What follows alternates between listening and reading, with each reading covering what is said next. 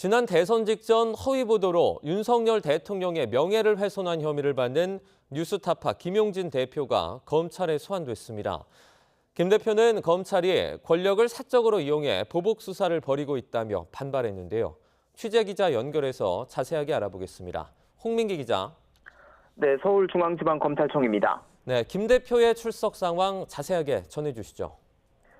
네, 서울중앙지검 대선 개입 여론조작 특별수사팀은 오전 10시부터 김용진 뉴스타파 대표를 피의자 신분으로 불러 조사하고 있습니다. 지난해 12월 6일 김 대표 자택을 압수수색한 뒤 6개월 만입니다. 출석 전 취재진을 만난 김 대표는 검찰이 과거 상관이었던 윤석열 대통령의 명예를 지키기 위해 보복 수사를 벌이고 있다고 반발했는데요. 직접 들어보시겠습니다.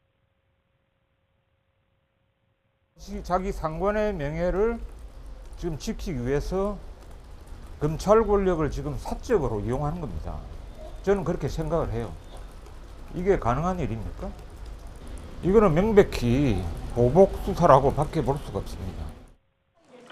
네, 검찰은 오늘 조사에서 지난 2022년 3월 6일 보도된 뉴스타파 기사의 보도 경위 등을 캐묻는 것으로 전해졌습니다. 당시 뉴스타파는 신양림 전 언론노조 위원장과 화천대유 대주주 김만배 씨가 나눈 대화 녹취록을 제보받았다며 신 전 위원장의 인터뷰와 함께 보도했습니다. 부산저축은행 부실 대출 사건을 수사하던 검찰이 대장동 대출 브로커인 조우영 씨 수사를 무마해줬다는 내용이었는데요. 윤석열 대통령은 당시 사건을 맡았던 대검찰청 중수 이과장이었습니다. 김만배 씨가 박영수 전 특검을 변호사로 소개해준 뒤 조우영 씨가 검찰청에서 커피를 마시고 나오자 사건이 없어졌다는 겁니다. 이후 검찰은 봐주기 자체가 없었는데도 뉴스타파가 허위 보도로 대선에 개입했다며 수사에 착수했고 그동안 관련자에 대한 조사를 이어왔습니다. 지난 4월과 5월 당시 신 전 위원장 인터뷰에 참여했던 뉴스타파 편집기자와 촬영기자를 법정에서 신문하며 당시 보도 경위를 캐묻기도 했습니다.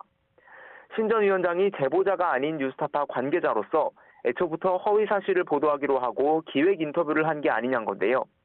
당시 뉴스타파 취재기자인 한상진 기자가 신 전 위원장에게 이것만 딱 읽어달라고 하거나 보도 이후 지인에게 윤석열 잡아야죠라고 말한 사실도 공개됐습니다. 반면 뉴스타파 측은 지난달 8일 80여 장에 달하는 자체 진상조사 보고서를 내고 의도적 허위 보도 가능성은 전혀 없다고 밝혔습니다.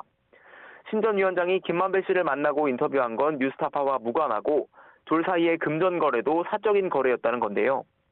검찰은 뉴스타파 진상조사 결과 역시 수사를 통해 확인한 것과 다르다는 입장인데 오늘 김 대표 조사를 통해 이러한 부분을 집중적으로 캐물을 것으로 보입니다. 지금까지 서울중앙지검에서 전해드렸습니다.